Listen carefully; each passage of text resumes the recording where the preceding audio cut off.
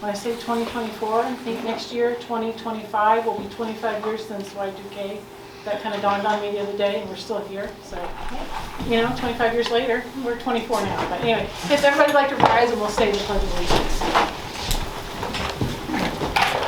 I pledge allegiance to the flag of the United States of America and to the republic for which it stands, one nation, under God, indivisible, with liberty and justice for all.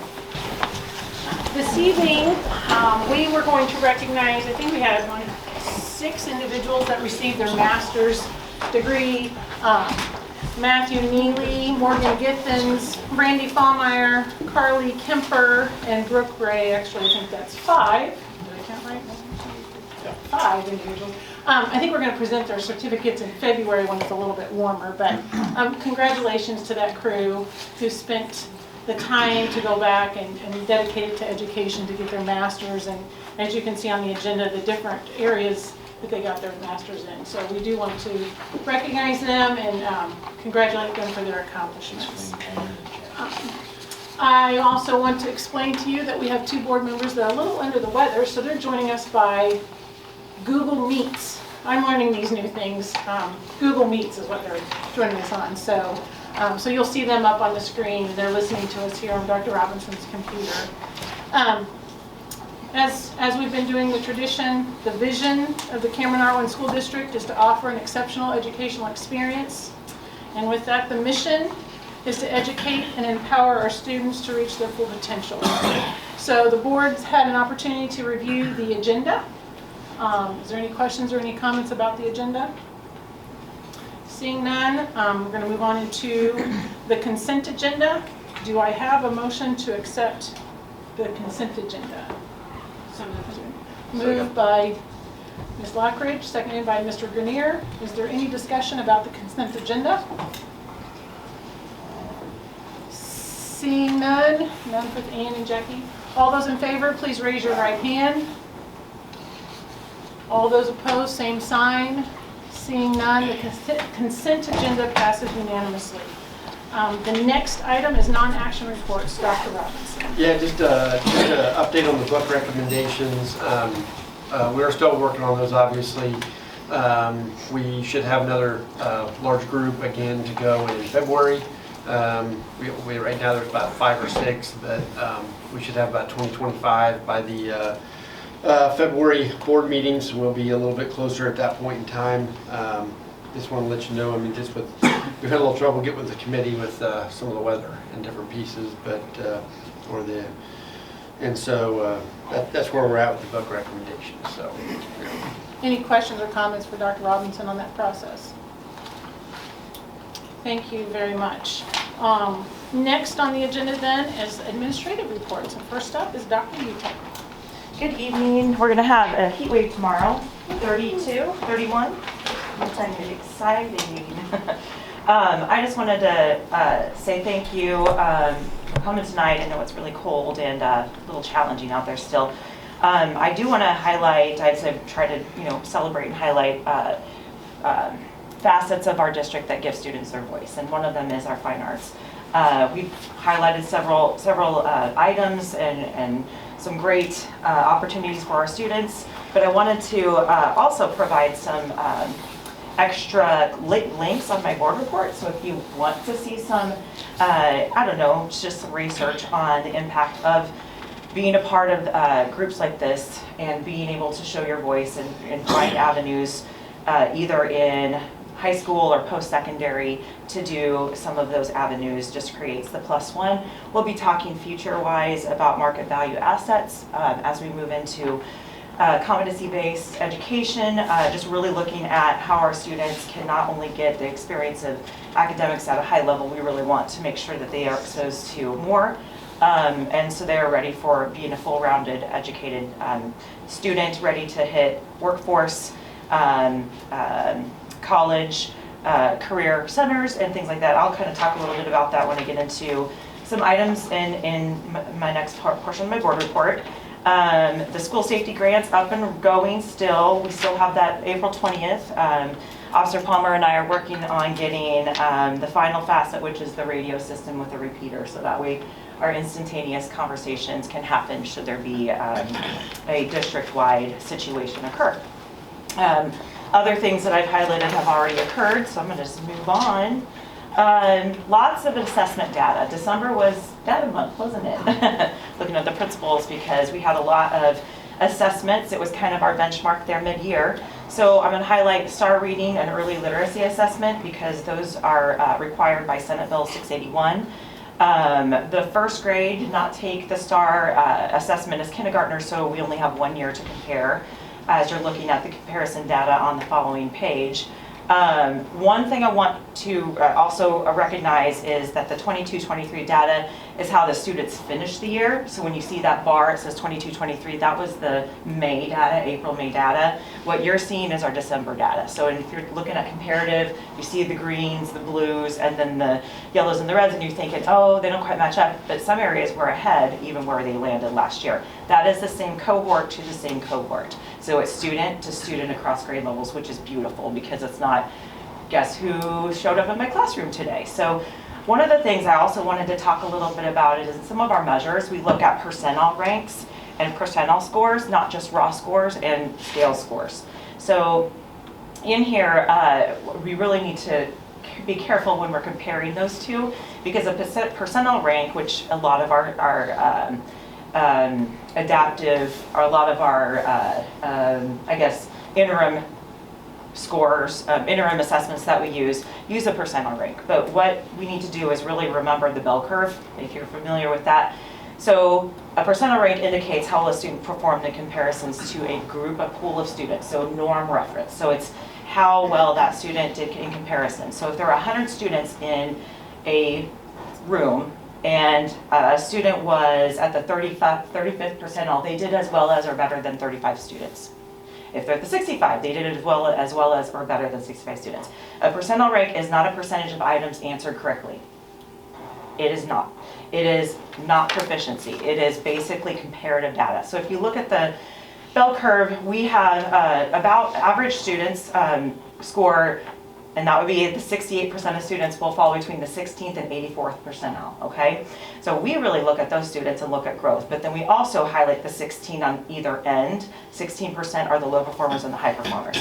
So what this says, in any given assessment that looks at percentile rank, you're going to see that distribution, and what our job then is to determine, and what we really do with this data, is how do we grow the students from the first measure to the second measure to the next measure and the next measure. So whether that measure was last year, whether it was when they were kindergarten, all the way up through whatever grade, we continue to look at that profile. And if you look at first grade and on, I kind of put it in my mind as if we're on track or if we're above that track towards the end of the year. And we're on track on most of our grade levels. I would say we are pretty much above track to make that growth already for third grade, fourth grade, eighth grade, but we are in good shape in our percentiles when it comes to STAR early literacy and STAR reading. Another area that we'll be addressing in our CSIP eventually this spring is the district report card. That was open amongst all of that APR data that came out, and so I highlighted the APR data, and now I'm going to highlight this data. So in there you can see a few bullet points, and I looked back at 2022 and compared it to 2023. Enrollment was down a little bit, but this month, if you look at my board report, we're up again. So it's kind of that ebb and flow. Free reduced lunch percentage maintained relatively the same. However, I did go back a little bit and noted that in 21 to 22, there was an increase of 2.5%. So we did jump after the pandemic up a little higher with about 40% free reduced lunch. Proportional attendance rates, as we've highlighted, have really improved. They've gone up, a couple percentage points, which is hard to do within a short amount of time. The teacher to student ratio stayed the same. There was an increase in the percentage of students who entered a college, university, post-secondary, technical institution. There was a slight decrease in students who entered the workforce immediately, but there was almost double in the amount of students who joined the military. So kind of that, decision that students were making, what's best for their future, is tracked as well. We maintained 12 years as an average staff experience mark. Percent of professional staff members getting that advanced degree was a little bit decreased, but we added 5 more tonight. So it's just another ebb and flow thing and how when things are reported. The district teacher average salary increased slightly. A significant increase in percentage of graduates taking the ACT. It went from 44.8 to 59.6%. So, and the average also went up, only a little bit, but it still went up. That's on the right side, 20.4 composite to 20.8. Suspensions of 10 or more consecutive days decreased in the district, but the state saw an increase. So proportionally making headway there as well. Another data point that I get to share with you, which will also be updated in our CSIP as we move into the spring, is our school climate and culture survey. So parents, staff, a group of younger students, which is 3rd, 4th, and 5th, and older students, which is 6th and above, take this a set of questions, and it's all run through DESE. So it does not come directly to us. It comes to us after they've analyzed everything in a neat little package that is really fun to filter through. But one of the things I wanted to share is over 50% of the questions improved from last year in our older student data.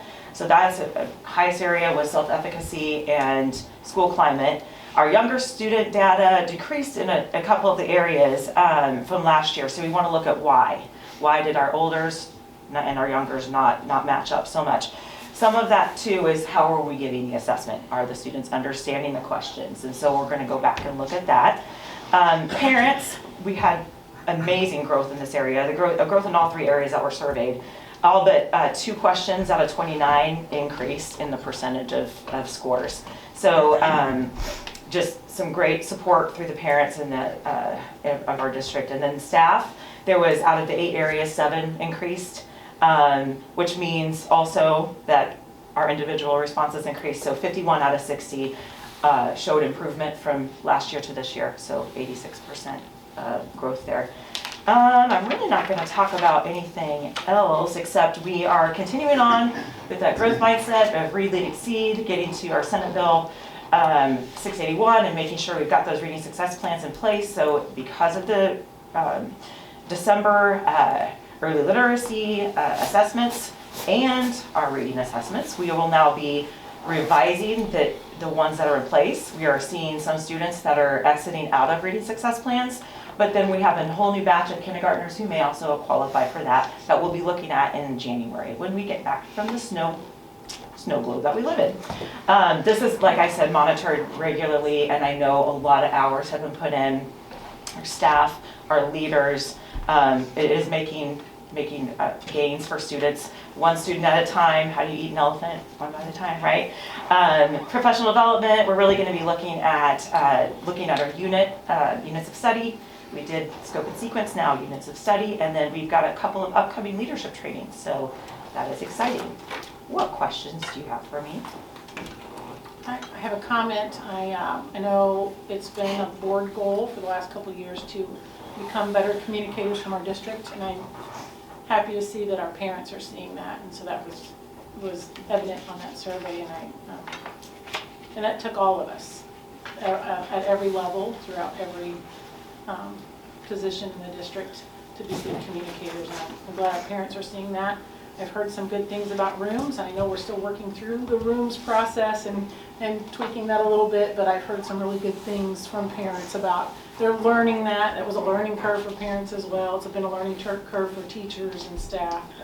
So I was happy to see that, and just the overall positive school climate. And we have work to do, and we'll take growth even as it comes, and some areas grew, but they still may be lower than we want, and Sure. the growth is exciting though, so. Yeah.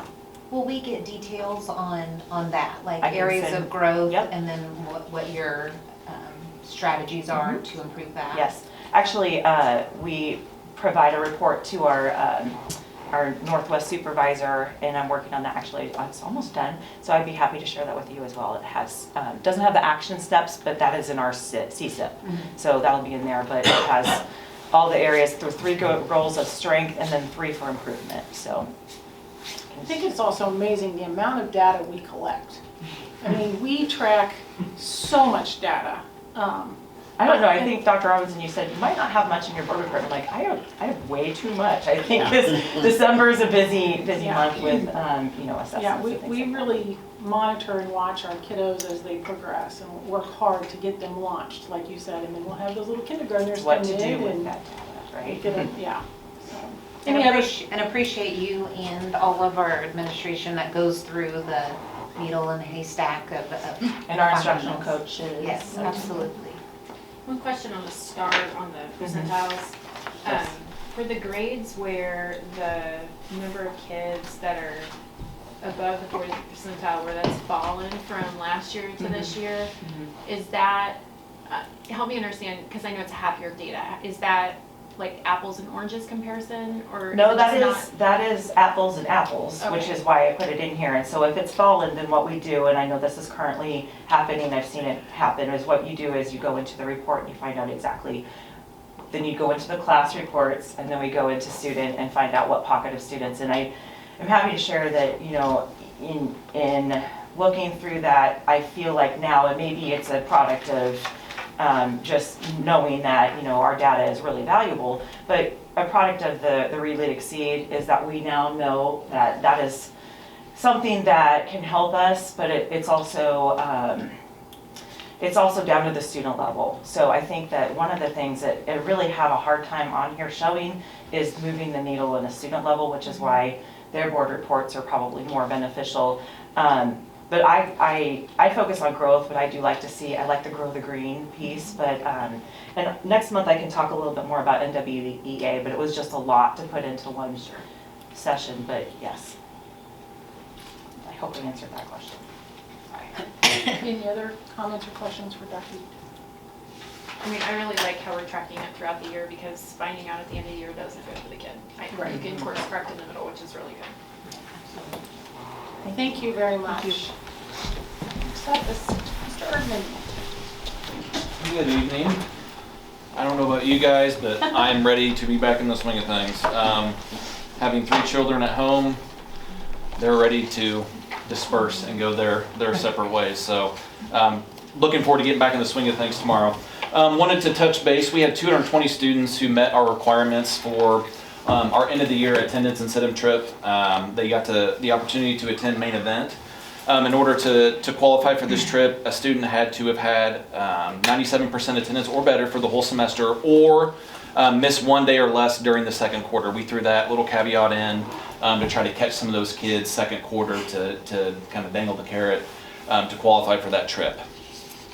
With snow days that we've accumulated, tutoring, it was supposed to begin this coming Monday. We're going to wait and back that up a week. So we will begin offering tutoring Monday, January 29th. And again, our tutoring sessions are Monday, social studies, Tuesday is math, Wednesday is ELA, and Thursday is science. So I'll be getting with teachers in the next couple days and going over, you know, our tutoring plans and what they need to do to reach out and identify those kids. I know it's early, but our year-long classes, they kind of know who they need to have in tutoring and who doesn't. Like Dr. Utek talked about, we got our parent, student, and staff survey results back. We will be breaking down those. Surface level that I have looked at, we've shown a lot of growth from last year. Obviously there is definitely room for improvement, but I will be getting with our leadership team and going over our glows and grows and identifying, you know, things that were really well, and then developing action plans for identified areas of needed growth. And then the last thing I have is on my board report, I said Cabaret Nights is now in March, not this coming weekend. So due to snow days, Cabaret Nights, talked to Mr. Tolbert and Mrs. Dirks, we're going to postpone that till March. So that's March 22nd and 23rd. And if anyone has bought tickets, we will honor it. If you bought for Friday night, we'll honor it for Friday night. So that's all I have. Any questions? It dawned on me, I think we've had 3 days of school 3 in days. session since our last Yeah. board meeting. So, so appreciate you guys coming and I don't think probably a lot has happened, but I mean a lot has happened, but Yeah, we've definitely gotten a lot colder since then. definitely a lot cooler. Thank you very Yep. much. Thank you guys. And from his lips to, he said we're gonna be in school tomorrow, so. Yep, Jason, you make the call. Yeah. And take the phone calls. Some diesel fuel to keep those. And take criticism one way or another, Yeah. because everybody's always happy. Ain't that the truth? Mr Stickel. All right, well, I do want to get back to school, but I'm not anxious to do my own ironing since my wife has been gone for 20-some days, and we got 10 days to go, but the house is still standing, so that's a plus. So I just want to thank all you guys for your sacrifice, support, and dedication in 2023, and we at CVMS look forward to a productive and successful 2024. So first semester shows an increase in attendance. I think we're up 7.5% from this time last year, so that's a big bump. Still not where we want it to be, but I think that's some growth that we can be thankful for and appreciative of. Our discipline referrals are down again from last year at this point. In my opinion, a fairly significant chunk. I think that has a lot to do with just the way our staff conducts itself, the conversations that we have with kids, and how we talk to kids, our tone of voice, those kinds of things. And also our kids are starting to grow up, so that's been very positive and exciting. We still have a ways to go with some of them, but I think it's very positive. When we return from break, we'll get together with the BLT, and I'll share our information about our DESE survey results, and we'll talk more about our AYP, our APR, and we'll start developing our plans on where we can make the most gains with the what we can do to make the most significant impact. And so I've talked a little bit with Mr. Fisher, and then also with individually with some of our teachers when they've been in the building in the last few days when I've been in there. So that will be good, and we'll make some good progress there. I feel really good about some of the things that we've already discussed, specifically working with our reading language arts interventions, particularly more when we start next school year, how we're going to do things and some things to streamline and be more efficient, and making our plans moving forward to make the most impact. So that's all I got. Any questions for Mr. Stickel? What's a leader in the referral? It's just a positive referral. Yeah. So we don't have very many from the last one. We got 4 in those You've only been 1 or in 2 school days. for 3 Yeah. days. So that's where that is. Yep. Anything else? Thank you. All right. Thank you guys. Have a good one. So kind of as we've talked about, we have a ton of data, but the teachers haven't seen it. So hopefully over the next few weeks during collaboration, we'll be discussing our NWA and our STAR results grade level wise, and then look at students individually as well. All of the reading success plans for the building have been updated, and that information will also be shared with teachers and parents alike. I offered to, in my last parent newsletter, meet with parents to review those RSPs if they wanted to hear, because it's a lot of information in a few pages. So be glad to meet with any parent that would like to talk to me about their child's reading success plan. Did meet on January 8th with building leadership team concerning our APR and what we can continue to do and some ways to get better in certain things. I wrote a little bit about kind of how that's figured in my growth mindset. And then, but that has not been shared with all of the building yet. I wanted to meet with the building leadership team to get some ideas first, and then I'll move on to the building at a faculty meeting.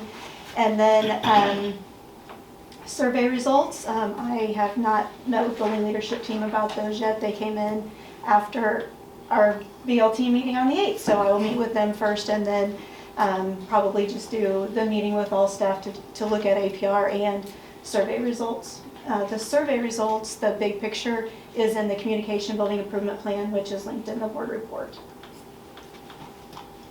Any questions for me? I think you're doing a great job communicating, like getting your emails and everything, so. Thank you. Stay warm. Thank you Yep. very much. You bet. Thanks. Good evening.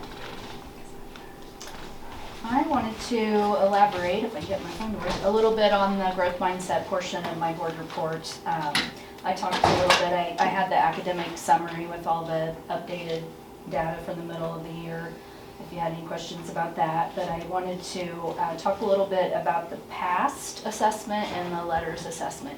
And those 2 assessments we give, in the past, we've just given the past and the letters to Tier 3 students. And those were the students who were struggling the most in each grade level, the ones that we would pull out for an additional 30 minutes a day to work one-on-one or small group with title personnel. This year, as a result of the science of reading research and the RSPs, we're actually giving those 2 assessments to all of our students, which in hindsight, I wish we would have been doing that all along. The amount of data information, we get a lot of data. Not all of it is, I would say, easily usable, but those 2 assessments are such a blessing to our teachers and our title personnel because they really hone in on the specific skills that each student is either excelling at or needs extra assistance with. And then we're all able to tackle it. Because even if you have a student that is reading above average, they can still have gaps. And those are the kiddos that we see when they get to CIS or even the middle school, and they start reading more words that have the Greek and Latin roots, that they start to struggle. And parents are like, well, they've always been a high achieving student. Why are they struggling all of a sudden? It's because the textbooks become more difficult and you don't have sight words or those easy CBC words that populate most of the literature at our age. So it's really important that we make sure all those gaps are filled, and those 2 assessments are just absolutely wonderful. I think that we're going to see our reading really take off at Parkview because we're able to do that. In my newsletter this month, I'm working on an elaborate, for anyone that actually reads it, an elaborate explanation of each component of the past and the letters assessment, so parents that are interested in learning more and want to know how to help their child at home will be able to specifically see what it is that their child's excelling at or areas that they need to help us out with. Because the more practice they get, early intervention is everything. So the sooner we can catch it and fill those holes, the better we are in the long run. So just wanted to share that with you. What do those assessments look like? Or is it like a class all takes it at the same time? Is it one-on-one?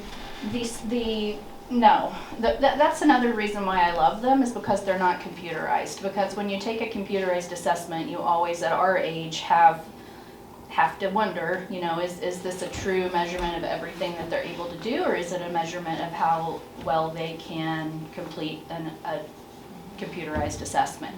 So that's why it's so important for us to do those in correlation with those tests that are required by the government, you could say. But no, they're one-on-one with title personnel or the classroom teacher. So for sure. And they usually align pretty closely, which gives us confidence in our STAR assessments that we're giving as well. This year we switched the STAR. We didn't give STAR in the past to kindergarten, but now we give STAR early literacy to kindergarten and first grade. Last year and years prior, we started STAR reading in first grade, which is a different version of the assessment. This year we're giving STAR reading to second grade. So when we are comparing apples to apples, as Dr. Utek mentioned, last year's scores are actually STAR reading. This year's are STAR literacy, if that makes sense. If we have a student in second grade who scores low enough on STAR reading, we actually go down and give them the STAR early literacy because it gives us a more finite measurement of where they're at and what we need to focus on. One thing we've discovered, the STAR early literacy actually has some numeracy on it, some mathematical literacy as well, which we have never seen before, so that was interesting, but it's part of it. Sounds great. Yeah, I'm sounds glad good. you're doing the right stuff. It does give us an opportunity to be more individually focused on each student. So we're not just Right. giving broad instruction. We really do hone in on students and their needs, Yeah. especially at that level. The teachers really have had great feedback about it and what it's been able to do for them to reach the kids. They're really happy, and it's real quick. They're not long, drawn-out assessments. I don't want people to think their kids are just being assessed all the time. They're quick, little, I guess you would say, drills. They only take 1 to 3 minutes. It's not like a 30-minute exam or something like that. So it's very nice to have. Appreciate it. Thank you. Thank you. Thank you. Ms Crawford. Well, Angie took my line about early intervention being so important. I was going to focus on preschool. So we have preschool screenings coming up. Our next one is February 9th. That will be at Parkview. So we have 4 screenings left this school year. We did one in the fall, and we do the majority of our screenings this winter, early spring. And we do that so that way we can look at preschool classrooms for next school year. Of course, you guys know that we take the students with the most need first into our program so we can help those students that need the most help. And that is because research shows, I'm dropping note cards that aren't mine. Research shows that children's brains develop more rapidly from birth to 5. And so we have a little plug for parents as teachers, but being part of parents as teachers and preschool is super important for that brain development. Research has shown that the quality of a child's experiences the first few years of life actually help develop that brain. So whether it's a negative experience or a positive experience, that helps develop that brain development. So the more good experiences we can give, that more language development, then the better off the kids are with their physical, social, emotional, and just their overall development. So also want to give some kudos to our early childhood department. When we started this school year, we had 27 students that were not yet potty trained. We put in our program that if they're in a full day, they're supposed to be, but we still accept kiddos that are not, because if they need the help, we're going to help them.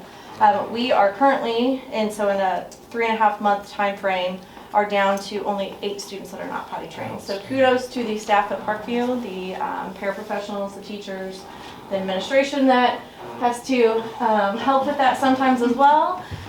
So at the beginning of the year, it seemed like it was a lot, but that just shows some of the stuff that they do in preschool, whether that be a half-day, 3-hour period, and we're hoping with that sort of development, or the full-day kiddos. And also our parents as teachers, we Yeah. had a training class for parents to come in and get the assistance they need. We have help from Cameron Regional Medical Center with that. So that's a big push. So you can see how everybody's kind of working together from birth all the way up until our kids hit kindergarten, so that way they are prepared, because there can be such a gap, and it is hard for parents to teach kids to potty train. I know a lot of parents are home right now working on AMI packets, and it is extremely hard to work with your own child sometimes. And so seeing what the early childhood crew can do with kids from the time that they come in, just looking at the special ed department, we have kids that come in that are not walking, that don't know how to feed themselves with their fingers even, not just utensils. And then they enter kindergarten and they're able to do a lot of that on their own, completely potty trained, feeding themselves. Just little stuff that happens there from birth to 5 years old. So, and then also, so you guys know, we currently do have only 11 students on our waiting list. So we have, our classrooms are full. We only have 7 spots left for our special education students that come through. So that's our first step referrals, or anybody that comes through with the medical issue. So we're pretty much maxed out. That is this is the fullest we've been in the last couple of years. So it shows that their need is definitely there. So kudos to our staff that works with our youngest learners. So, any questions about my overall board report? That was not in my board report. The potty training was, but the rest of it wasn't. You guys have any questions about the board report? I appreciate the breakdown, just to kind of see all the different areas of need and how we're servicing our kiddos. I appreciate that. We need people. We need people. Yeah, it takes a lot to. And I saw when we're doing the job skills thing again this year for their job Olympics. I think that's fantastic. Yes, we have a lot of activities coming up. So we have not put a date yet for basketball. That's usually one of our winter sports for Special Olympics. We don't have a date yet. We decided last year around this time to wait until all of the snow days were kind of over, and we put that in. But we'll do Job Olympics, so that's training students in 2 of our life skills classrooms, so 3rd grade up through high school. That hits about 17 of our students, and they train for jobs, learn what they may need in the future. And then we have our school district. Cameron will be working on doing a wiffle ball tournament in the spring. We are looking at doing that probably after MAP and EOC testing, right before school lets out. That seems to be a time that we can kind of get more activities in, and we can pull in some of our students from district to help with that tournament. So we'll be working with the with some of the high school groups, along with our softball and baseball team to work with the kiddos. So there are quite a few of the Special Olympics things coming up in this room. I'm just gonna keep throwing these. Sorry, guys.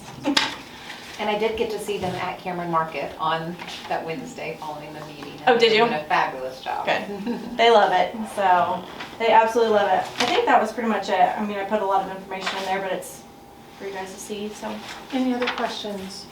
I have one. So I noticed there are 7 openings. Yep. So those are mid-year openings. Is there anything that you don't have to answer this now, but if there's anything we can do to help, promote those openings or get, I know that you guys work hard on that, but that seems like it's, there's a hole there. And so if there's anything that we can do to help, let us know. we definitely need people right now. Yeah. So if you know anybody that would like to work for the school district, we would love to have them. We do have some openings fill immediately. We have rearranged things so that way we can make it work. Wasn't the best case scenario, but we are making things work for this semester.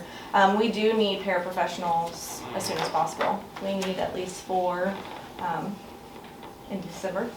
So if you know anybody that's looking for a job, send them our way. Any other questions? Thank you. Thank you. Thank you. Next was the maintenance and technology reports. Do you have any comments or questions for Dr. Robinson on either one of those? Did they get the maintenance during the break completed? We did. The biggest project was Parkview. I Yeah, forgot we to say redid. how nice that was. Yeah, we It's redid beautiful. a bunch of the floors. So It looks like you could come in at night in the dark and it looks like someone flipped the light on. It's just glowing. It's so Yeah. pretty. They did a great job. they did. So that was probably the biggest job. Obviously, we didn't do it, but it was one of the biggest jobs we had to get ready for and clean up for and do all that. And yeah, then since all they've done is deal with snow. So Yeah. yeah, it's we really get a nice. lot cleaned up, and then they have to go clean the sidewalk, and then it snows an inch or 2, and then we come back and clean the sidewalk. So yeah, but we're getting there as long as we get some good weather. So. Any other questions on the administrative reports? Very good. Next, we've reached the portion of the meeting where the residents have requested to address the board about the governance or operation of the districts by being placed on the agenda in accordance with our board policy BBBH-1. This evening, we have 2 individuals who have requested and have topics placed on the agenda. One to speak about Missouri Sunshine Law, the other one on ongoing bullying. As in the past, when you approach the podium, please introduce yourself for the record and then confirm that you're a resident of the district. Additionally, we respectfully ask that you stay on topic that you discussed with administration, since we have notified the public about that topic in compliance with the Missouri Sunshine Law. Like our tradition, we will be keeping time. We'll begin your 5 minutes after you've introduced yourself. Please note that any concerns about specific personnel or specific students need to be addressed in closed session. And as the tradition of our board, we listen.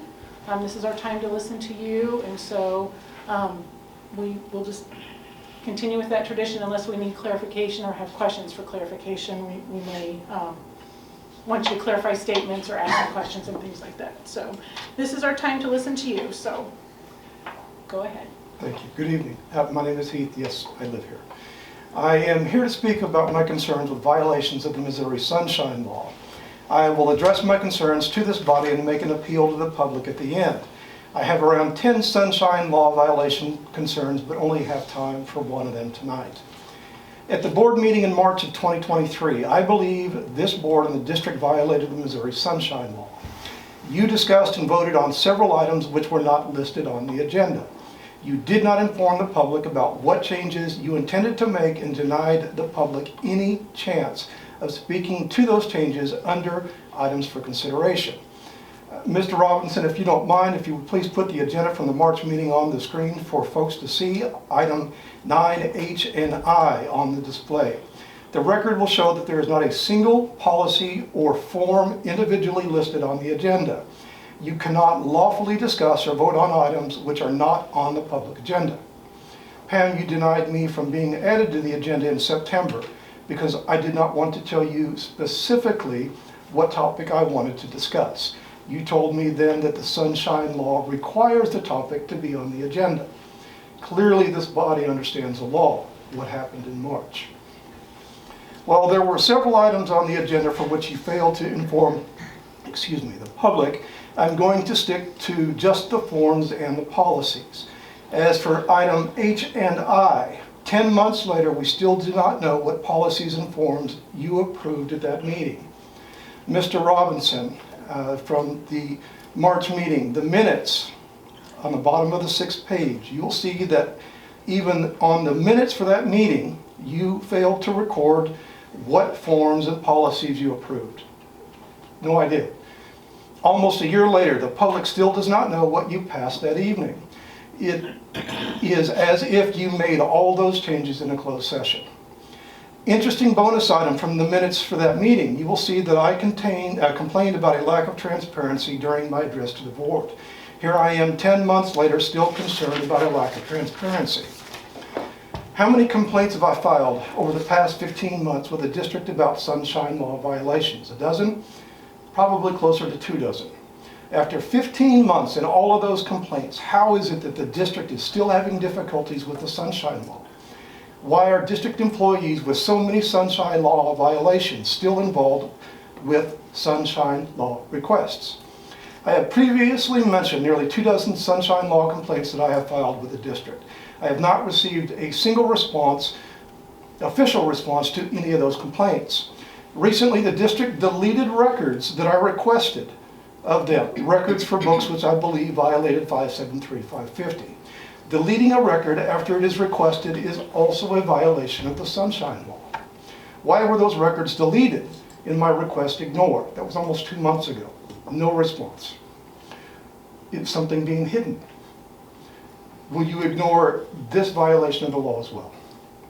To the board, you insist that I follow your policy. You hold me accountable if you believe I am not following it. At what point will you insist that contracts and board policy are followed by school district employees? Will you hold anyone besides me accountable? To the public, there is a serious problem with transparency and accountability by this body and the school district, especially when it comes to the Sunshine Law. They deny my appeal to be transparent and to comply with their policy and the law. There needs to be transparency and accountability. To that end, I would ask that the public help to bring both by filing a Sunshine Law complaint with the Attorney General's office against this body and institution. Let's get the state to investigate these allegations and help shed light on this mess. You can find a video on the Cameron R1 School District Exposed Facebook page which will outline the basis of that complaint. It will include all relevant dates, facts, documents, and links. That video published at 7 o'clock tonight. This body refuses to answer to us. They will not have that option with the Attorney General. Hold them accountable. Thank you. Mr. Gilbert, I have a question for you. Yes, ma'am. You said the March 2023 that was there something in the consent agenda?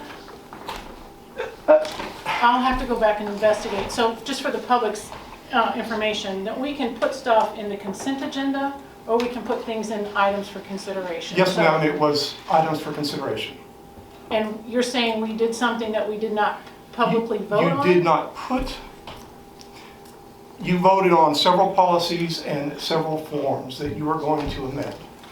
I believe in the video, Mr. Robinson said there were 5 forms and several policies. You did not list the policies, you did not list the forms. Nowhere in that agenda is there a list of the policies, there is no list of the forms. You voted, whatever you were able to see on your screen, the public cannot see. We have no idea what policies you were talking about. We have no idea what changes were being made. So when I had the opportunity to address the board, BDDH1 was one of them. Had I known what changes were going to be made, I guarantee you I would have stepped up to the podium and said, I believe that this is a violation of the First Amendment. I would have said something. I had to wait a month for that agenda to be published to the school district site before I could even see what changes you made. a month later, it is impossible for me to address the board to try to open a dialogue during the meeting to possibly get it changed. So I just want the public to know that we do post the agenda in advance and that the agenda is open for individuals to go look at the agenda. There was nothing on it, Mrs. Ice. I will go back and I will review that, the March of 2023 agenda, just because I am not familiar with what you're speaking of. Okay. So I will go back and It look says at MSBA policies. I'll It go doesn't back. list them specific. I will go back and review that. Thank you. I have a question. Yes, ma'am. You said records were deleted. Yes, ma'am. What do you have to support that statement? I have screenshot that the books were in the library and available for students. One of them was checked out, the other one was not. After I submitted the Sunshine Law request, all record in the catalog of those 2 books is completely gone. They're no longer there. So And when forgive me for interrupting, the response to my Sunshine Law request was to ask, do you mean these books? They were unable to find the record of the books that I had asked for. At the time that I asked for them, I could see them online. They were 2 graphic novels, The Watchmen and the graphic novel version of Slaughterhouse-Five. Watchmen was checked out, and Slaughterhouse-Five showed as being available, excuse me, for students to check out. and you said, and then they didn't show up after that? No response to my records request. And the administrator at that school told me that they removed them from the catalog. So did you submit a sunshine request to the custodian of records? Yes, ma'am. Okay, I will go back and follow up on that one as well. I do believe, I remember seeing an email correspondence between you and Mr. Erdman on those books. So I think you did receive a response from an administrator though on that request, if I remember correctly.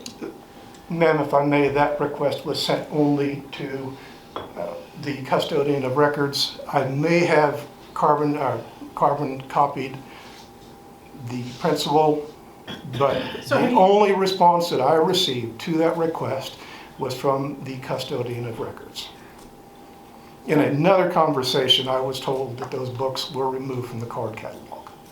Okay, so we might have been cleaning up records or something. I don't know, I can look into that as well. So, I mean, is the record a response to a search in the Destiny system, or Here's the, where is the record? What were you looking at when you saw that? Yes, ma'am, the Destiny. policies are listed. Okay. The same thing that you can access through the district's website to see what books are there. It shows you if the book is available or if it is currently checked out. Okay. And the books were there. I asked to see the record of those books when they were last checked out. Submitted the record. I get a response saying, do you mean these books instead? No, I don't mean those books. These books are the ones specifically. I have a picture of the books that were available for kids. And then in a separate conversation, I was told that the books were removed. So the Destiny system reflected them there and then didn't? Yes, ma'am. Okay. They were there before the request. After the request, they were gone. How much time was between when you saw them there and when you? 2 days. So it was a short time? Yes, ma'am.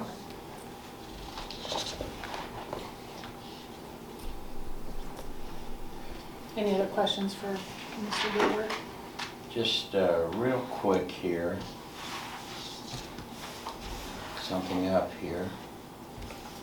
In the March agenda, Mr. Gilbert, was looking at it, and those policies that you say weren't there are there. H and I are there. Maybe at that time, the agenda that you got didn't specifically list those. Can you tell me what it says, please? Yeah, if I could, if I get my computer done. I locked up for some reason. Trying to Yes, get- they are there. They say MSBA forms and MSBA And they're policies. listed. I think you have to click on the link and then they all fill underneath. There is no link for the public. That is part of the problem. There is nothing there for the public. Perhaps the permission is set where you can see it. The public cannot. There is absolutely nothing there.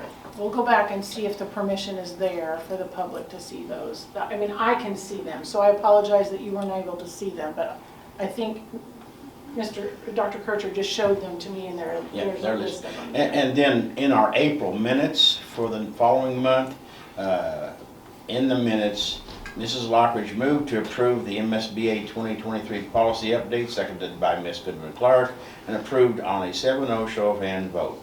The change in the policies are listed in the minutes. So, There are multiple policies that were adopted that night. I believe, of course I don't know because I Yeah, can't yeah. see them. It mentions one policy because you changed one word. And I forget what the one word because, or something, one word you added to that policy. There is one form out of 5 forms that is mentioned for the same reason. Somebody made a motion to modify that form, you voted and agreed, and because you changed it at the meeting, it was part of the minutes. What the other policies are, what the other forms are, I have no idea. well, I invite you to, I'll talk with you after the meeting, show them to you. But they were on the agenda. But it's too late now because Yes, citizens Ann. can't address it. Yes, Ann? It seems like I remember a recent conversation during a board meeting where Mr. Gilbert did point out that the agenda that showed up, some of the links that were available. So we have addressed that hopefully now that those links are available, correct? Yes. But it would have been after this March meeting. I think it was a fairly recent conversation. I think it was this fall, yes, that we realized it was set into private. Okay. Right. So that may have been what was happening back in March, that it was set to private. We discussed them, they're on the agenda and they're in the minutes. So they are in the minutes. So Yes. I'll go back and pull all that They're not in the information. minutes. I'll- Thank you. We'll look at it. I will look at it after the meeting. I'll go back and look through the minutes and confirm that they're in the minutes. Yes, ma'am. And I just read it to you. we'll look at that. So thank you for bringing that to our attention. We really do try to do our best to be as transparent as possible. But I appreciate you bringing that to our attention. Thank you. Next, I believe we have ongoing bullying. My name is Paula Allen, and I'm a citizen in the community as well as a mom to a student here. There are 4 types of bullying. Cyberbullying, which happens through interactive technology such as cell phones, social networks, and other websites. Social bullying, which includes excluding someone for a group and/or spreading rumors about a person. Verbal bullying, calling people names, teasing or threatening either by voice or using written words. Physical bullying, attacking another person by hitting, kicking, or pushing. With the age of social media, it seems cyberbullying is on the rise. Kids record things on their phones and then post it to social media. A recent survey reflects the district has improved in this area. What this survey cannot measure is all the unreported bullying or the parents who chose not to fill out the survey. As I learned, let me back up and say this. A phone call to an administrator has to be investigated. Parents don't feel like that's happening. If you are concerned and you want to make a report anonymously, there's a means to do so, which I learned back today after meeting with Dr. Utek. The kids I had in the district and have in the district have not had problems with bullying, so I did not have to utilize those resources, so that was news to me today. I was educated that on the district site under parent resources directly below bullying report forms, there is a courage to report that people can click on and submit a report unanimously. I was assured today that the link is not sourced by the district, so you all do not manage and cannot see where or who it comes from. Many parents are unaware of this option. It's my understanding that they will learn more about that directly from the district soon. And I think that will be great, because a lot of parents indicate that they do not report because they don't feel like it's going to do any good, or they want to do it unanimously. Last year, the numbers that were reported to DESE regarding bullying at CHS were only reports that were submitted. In other words, verbal reports were not included. Has that changed? I understand Mr. Erdman's not here. Wish he was. If it's bullying, attacking another person by hitting, kicking, or pushing. With the age of social media, it seems cyberbullying is on the rise. Kids record things on their phones and then post it to social media. A recent survey reflects the district has improved in this area. What this survey cannot measure is all the unreported bullying or the parents who chose not to fill out the survey. As I learned, let me back up and say this, a phone call to an administrator has to be investigated. Parents don't feel like that's happening. If you are concerned and you want to make a report anonymously, there's a means to do so, which I learned back today after meeting with Dr. Utek. I have, the kids I had in the district and have in the district have not had problems with bullying, so I did not have to utilize those resources, so that was news to me today. I was educated that on the district site under parent resources directly below bullying report forms, there is a courage to report that people can click on and submit a report unanimously. I was assured today that the link is not sourced by the district, so they do not, you all do not manage and cannot see where or who it comes from. Many parents are unaware of this option. It's my understanding that they will learn more about that directly from the district soon. And I think that will be great, because a lot of parents indicate that they do not report because they don't feel like it's going to do any good, or they want to do it unanimously. Last year, the numbers that were reported to DESE regarding bullying at CHS were only reports that were submitted. In other words, verbal reports were not included. Has that changed? I understand Mr. Erdman's not here. Wish he was. If it bridged that communication gap. It's my understanding that a lot of bullying is still taking place in the bathrooms. That makes sense because it is an area where adults are not around to see and hear what is going on.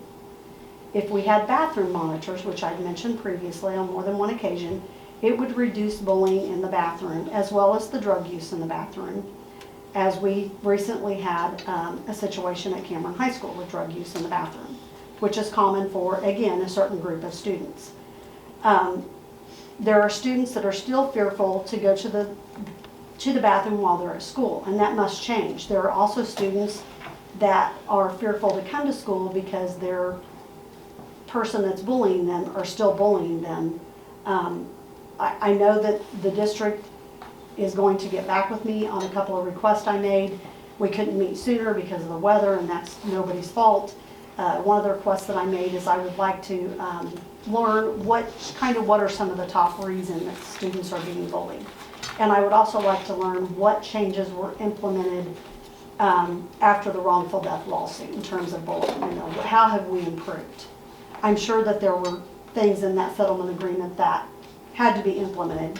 So I'm curious to learn what those things are.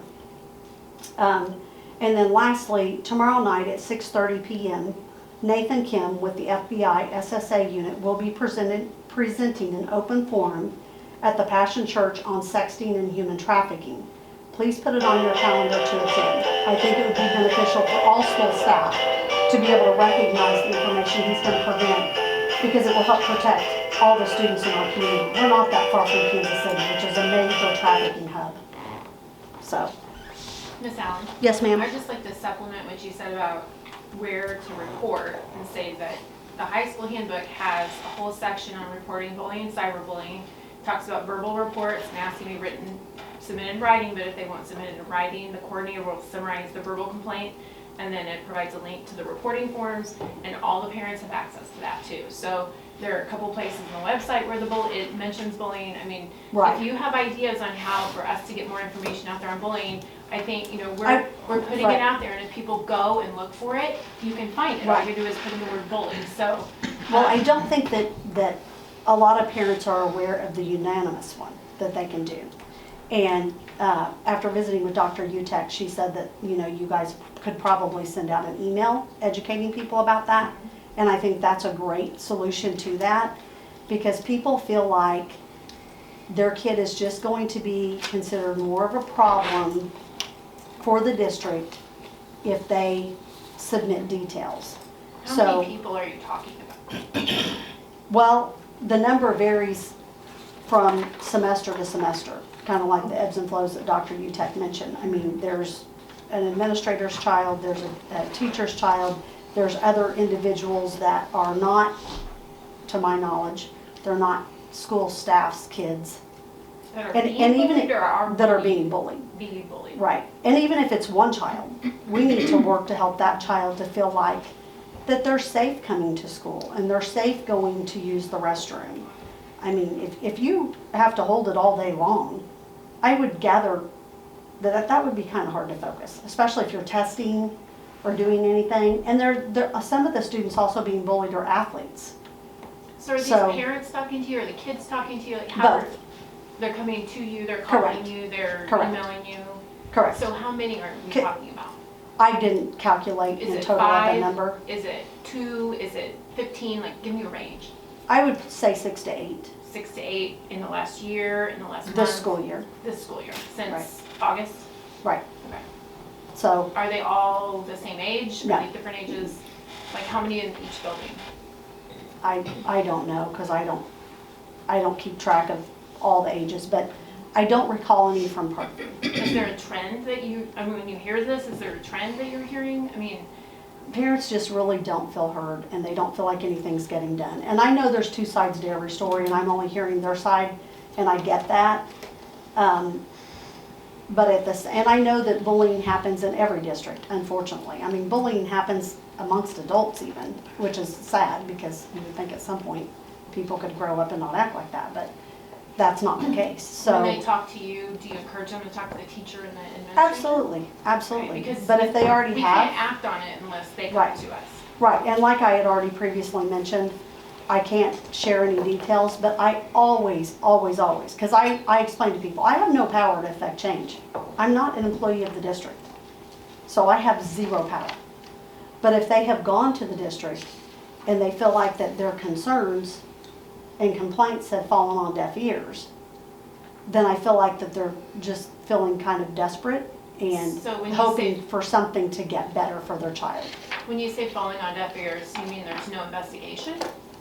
They don't feel like anything is happening to change it, Is to there any protect their investigation student. though? Do they interact with someone and no one does anything, or something happens and maybe, is it that when it involves another student, we can't tell you what happens, right? Oh, Sometimes right. it's a privacy thing, so. Sure. I mean, what follow-up are you doing with those parents? You know, like if they're going to a teacher or a school administrator and Right. they're not getting. Well, regardless what's being done at school, the bully's still being the bully. So nothing's getting better for the kid, the student. Now that you know, you have access to that anonymous form, will you Right. help those And- families find that Yes, form? I absolutely and- will, and I think that Dr. Utek mentioning that, if you guys send that out, and I think it should go out in, I know that, currently I have a kid that's a second grader. Mrs. Ormsby is great to send out her newsletters every month. That's something, and I don't know what the other buildings do, because I don't have kids in those buildings, but it's something that could be included in that newsletter even. I do know we have like a lot of bullying Yeah, seminars and things like that where that is mentioned to the students as well. So- Right. So, And I provided in that folder, it went Right. out November Exactly. 7th. Right. Through Thrill Share, so. Yes, and she shared things with me, and I can take screenshots of it and message those individuals. She gave me copies of things, so that was very helpful that I can relay that information on, but ultimately, And it doesn't hurt to send it again, is what Right. we talked about. sure. So, ultimately, every child should be able to come to school and feel safe to learn and not be bullied, regardless why they're being bullied. But I am curious to get that feedback as, kind of some of the top reasons that students are being bullied. any other? You mentioned bathroom monitors. What, in your words, what does that look like? That would look like an adult that's in the bathroom when for example, at CHS, during periods where students are going from one class to the next. I don't know what the technical terminology, so from first hour to second hour. Have an adult in the bathroom. It's going to reduce the drug use in there. It's going to reduce the bullying in there. It's going to create an environment where students feel safe that they can go in there and use the bathroom because they know that there's an adult in there that's not going to allow the shenanigans that's going on to go on. So leaving their class, we'd have to figure out, I'm just trying to figure out, was that teacher and they'd have to leave their class and be designated? There's a lot of logistics. I'm just trying to think of what Do that you would think look like. parents would be comfortable having an adult in a bathroom with their child? Well, I don't think they should go in the stall with them. I'm just saying in But the if- bathroom. But if they're in the bathroom, like where the sinks are at, where you can hear what's going on, I mean, I don't think anybody should go in the stalls. I don't think anybody should be standing in front of the stalls staring or anything like that. But if you stand where this, you know, in the area where you Do we first walk have- in and there's sinks. I assume we have urinals in the boys' bathrooms. Yeah, so, I understand, I do. I think there's a lot more logistics in today's society when you think about putting adults in the bathrooms with children. There's a whole nother level. But I'm not saying that we don't have, you know, I want kids to be respectful and responsible. And I think that in the bathroom, I think we're gonna have to really pull on parents to teach their children appropriate behavior in the bathroom and encourage those families that you have go online and fill out that Right. form so that we can assist that child so they are able, if we need to provide them access Right. to the nurse's bathroom or a private bathroom or something. Right, so that we agreed, can. but that's not gonna stop the I would bully say from we bullying do have someone else. bathroom duties at the high school. You do have bathroom. We do have bathroom duties at the high school. However, it does become very uncomfortable standing in the bathroom with students when they are using the facilities. And so we typically stand just outside the bathroom so that we can listen as best we can. And if we hear anything that we feel is inappropriate, we then step in the bathroom. But many teachers, and I'm sure there would be parents that would hit the roof if they knew we were standing in there for the entire passing period. But we do have bathroom duties, and since Mr. Erdman's not here to speak on that, I thought I'd put that out there. Thank you. Thank you for your time. Thank you very much. Appreciate the input from our community members. This evening, we do not have any other items for consideration, so we do not have the additional public comment time since we don't have any additional items for consideration. So that moves us on to board member comments. Ann and Jackie, do you have any comments that you'd like to share this evening? I have none, thank you. No, thank you. Pam? Thank you. Ms. Early, do you have any comments? No, I'm ready to get back to school. So, but I'm all for safety first. I know safety's first, but Yes. the girls need School. They need to go back to school. Ready for routine.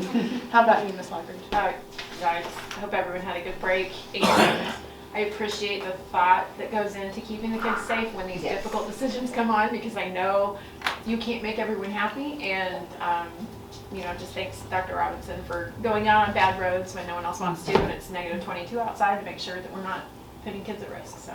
And the lack of sleep you and your wife probably get during this time. I have nothing. I have a couple things. I'll make up for the time. First of all, some of you may know, some of you may not, but there is a local unit of the Missouri Retired Teachers Association, MRTA. The local unit is called DC United. It's DeKalb Clinton United. It's basically northern Clinton County. Consists of school districts in Maysville, Stewartsville, Osborne, and Cameron. And that DC United unit of retired school personnel and teachers is going to host a board candidate forum in March. We'll be notifying all of the candidates, try to get a date where all five can make that forum. It'll be open to the public. I've talked to Dr. Robinson. We can use the Goodrich Auditorium for that, and it's kind of ironic, I guess. We began talking about this in December, and last week in the newspaper, Jimmy had suggested someone from the tank might be involved, and prior to that, that was part of our desire, was if we could, to get the sponsor for the tank to get us one student at least, maybe two, to help moderate, and then we'll get another adult, and we'll have questions for the board candidates ahead of time. We'll make a forum where individuals can submit questions that they would like for all five candidates to address, and don't know a date in March yet, but we'll get that set up so that it's hopefully mutually agreeable with all 5 candidates. But something that DC United has been planning really since December to get that done. So we've got the wheels in motion, and thank Dr. Robinson for working with us on that and getting the rest of it put together. So that's one. Last month, I had mentioned about the board member refresher training class, and I suppose everybody, Scotty, did you have to do that one or not? Okay. Everybody else saw that. And one of the things I mentioned was a part of the video presentation that we looked at was the father who was throughout that process spoke at length, but there was a segment in there where he addressed grooming and how what we might look at as grooming is not anything at all that they experienced with their son in the Bolivar School District. Do we have that? Or? I found the video of the parents, yes. Okay.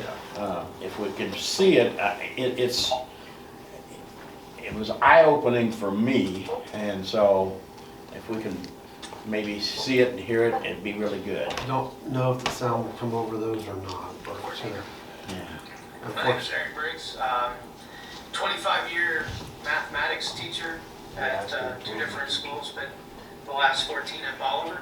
Retired in 2020, and I'm currently a college coach at a university in Springfield. We're kind of here to tell our story. Yeah, well, we probably need to fast forward someplace because they talk about. I think the best part of this, the best way to tell our story. Users, but it was for him. He would.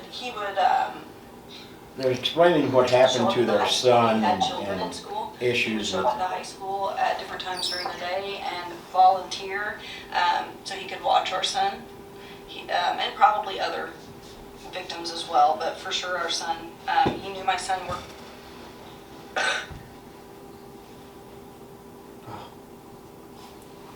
To the movie theater. He would come to the movie theater on a regular basis and watch him. He did a lot of power moves to keep him in control. He kept control of him mentally. We didn't know that at the time, but he definitely kept control of him for a very long time. I mean, even months after he was arrested, he had complete control over him for a long time. That took a very, very long time, years to unravel that. In my opinion, Ryan got a lot worse after his abuser was arrested. And I think it goes back to that he thought he was going to get arrested. Like he truly believed, even though it doesn't make sense to us, he really believed the police were going to come get him. And it was so very scary for him to think about. So on December 16th of 2015, federal investigators arrested this person in Bolivar, and that's really where our story begins. We found out later that when he was arrested, he basically admitted all of this, and he used our son's name to federal investigators. They basically turned that name over to our local police department, who in turn also shared that information with a district level administrator. Before I was elected to the board, an individual in our community was arrested for child pornography possession. He was the husband of a school teacher, and he'd been a volunteer in our district. And so when I joined the board, I got up to date on what had happened to that point. It appeared that everyone had done what they needed to do to help the district. That teacher was still employed. Board members had asked lots of questions about, did we make sure that no other children were involved? It was a huge priority for the board to make sure that we had met the needs of any children who may have been victims of this individual, because he'd been a volunteer in a classroom. He volunteered with the athletic department, and so we all knew who he was, and so that, as for our board, was very important. Fast forward to July, our son turns 18 in July, so this whole time as a senior in high school, he's 17. In August of 2016, he goes off to school. He was there 2 days. We got a phone call like, this isn't for me, I want to come home. I think both of us at the time were like, hey, you need to toughen this out a little bit. But by Wednesday of that week, things had turned. I mean, you could tell on the phone that he wasn't who he should be, and that he was really struggling. And he came home on the weekend and said, I'm done with this. He was he was in a really dark place. He was very, very sad. He was very depressed. He was despondent. Really had spiraled very quickly when he went to college. For those, I think he was there for 7 days total, the first time that he went.